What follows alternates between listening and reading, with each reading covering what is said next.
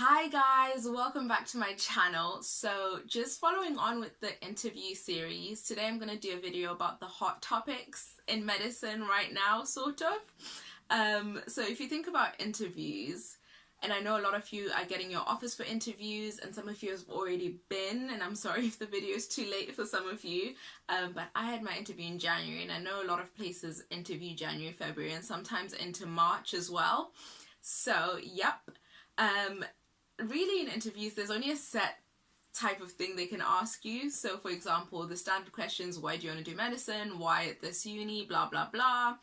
And then there's like communication type questions, like let's say how do you communicate with someone with a visual impairment, a hearing impairment, or something like that.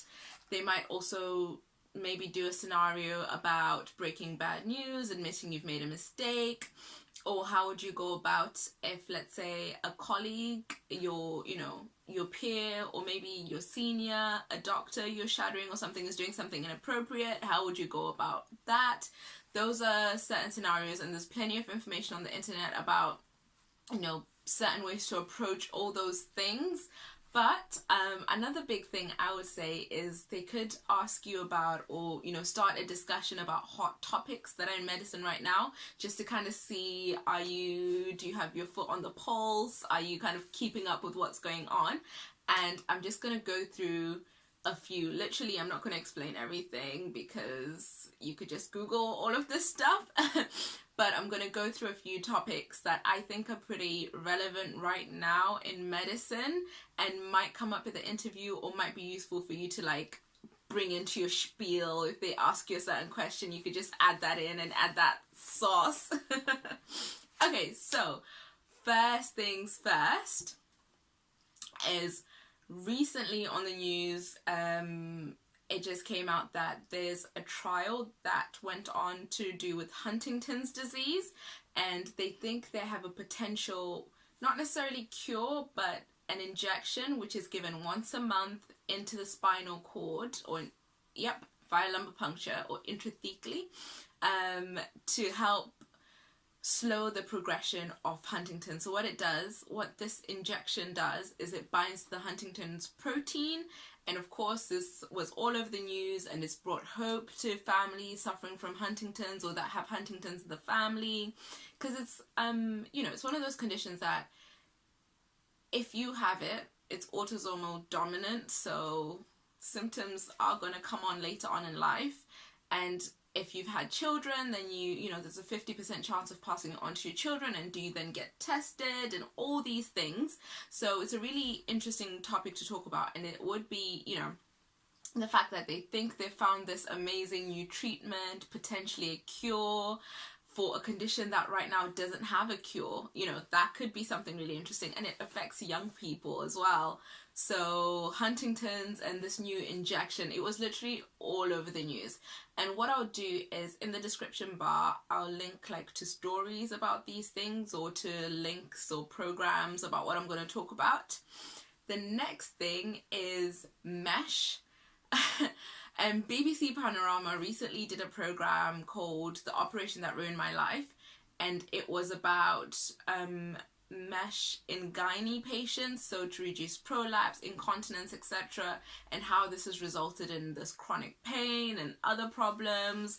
And it was all really dramatic about the companies that produce this mesh testing it appropriately, etc., etc., etc. And actually ages ago there was another program about mesh in terms of hernias and hernia repair, and that resulting in chronic pain. So that's also a really interesting subject and topic to talk about, because you need the mesh for you to get better, so to speak, but the complications include all these things. And if you look at the program that the BBC did, they talk a lot about the testing of the mesh, like was it appropriate, could it have been tested better, could there have been a more controlled trial, etc., etc., etc. So I think that's a really interesting topic, and it affects so many people. So many women end up with incontinence or prolapse, and may need these procedures. So it's actually, I think it's really interesting. Plus I'm biased. Things that have to do with women and women's health, I don't know, I find them really fascinating. The next thing I would say is Brexit. You cannot turn on your TV, read a newspaper, just walk down the street without someone mentioning Brexit. It's literally like the hot topic of everything. So I would say just consider, how is Brexit going to impact the NHS and the health service? And as we all remember, those buses that said if you vote leave or whatever, there's going to be 350 extra million for the NHS. How is that possible? Is that really going to happen? What about staffing shortages and recruiting staff from other parts of the EU? Would that be an issue? How would that impact on patient care? So just, you know, have a little think about Brexit and the NHS, because I think that's really topical, and literally everyone's talking about Brexit right now, and we'll probably continue to be talking about Brexit for the next 2 years, if not more.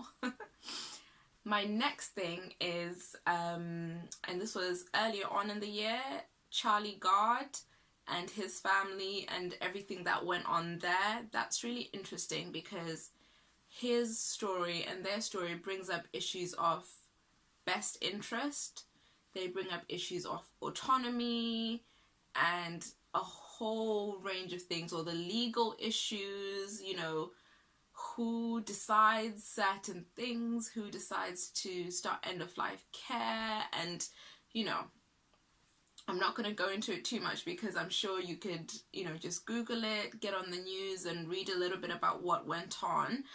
But that's a really interesting story, and really interesting in how it was kind of the family versus the healthcare professionals and how all of that happened and the legal implications of all of that. So I think that's just really interesting. And in terms of interview, that would be such an interesting conversation to have. And if I was interviewing someone, I would bring that up because that's interesting and it's really topical, and it was all over the news. So you have to have been under a rock to not have heard about Charlie. Even in America, I mean, Donald Trump even decided to weigh in.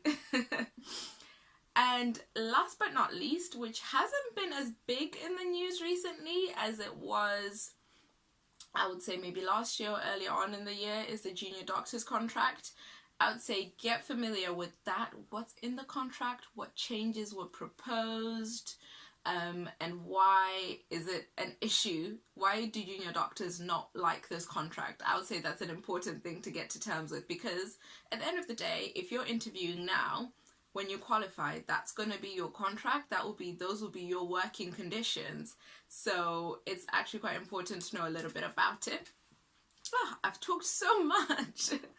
I hope that was useful. Feel free to comment down below with what videos you want me to do. Email me. I've been getting a few more emails and I have been trying to reply them. I'm sorry if I'm late with replying, but it does get a bit busy and the inbox does fill up really quickly, but I'm trying to reply as quickly as I can, or as swiftly as I can. And don't forget to follow me on socials, and they're all in the description bar. And like and subscribe. Thank you guys so much, and I will see you in my next video. Bye!